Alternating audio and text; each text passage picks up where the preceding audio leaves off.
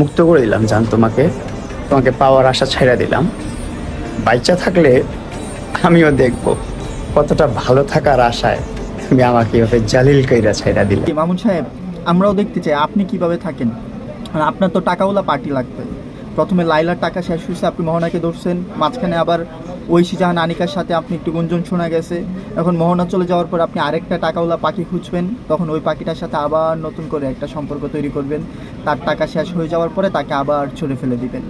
So আমরা আবার দেখতে চাই মানে ওরা কিভাবে থাকবে। একটা মেয়ে মানুষ একটা ছেলে না একটা ছেলে মিলিয়ে নিবে, সমস্যা নেই কোনো। ওরাও তো আপনার পাল্লার মানছি, সমস্যা নেই, ওরা কাউকে না কাউকে মিলিয়ে নিবে। বাট আপনি কিভাবে থাকবেন? আপনি কি আরেকটা টাকাওয়ালা পার্টি ধরতে পারবেন?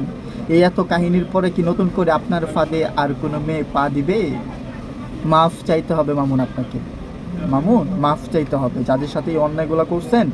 লাইলা, মোহনা, তারপর হচ্ছে ঐশী জাহান, অনামিকা, আরও যারা যারা আছে, এগুলো তো প্রকাশ হয়েছে। গোপনে যাদের সাথে এই অন্যায়গুলো করছেন সবার কাছ থেকে মাফ চান, প্রকাশ্যে মাফ চান। মাফ চান, তারা যদি ক্ষমা করে, পাবলিক যদি আপনাকে মাফ করে, তাহলে নতুন করে সুন্দর করে একটা জীবন সাজাতে পারবেন। এখনও সময় আছে, সবার কাছে মাফ চান, ভালো হয়ে যান মামুন, ভালো হয়ে যান।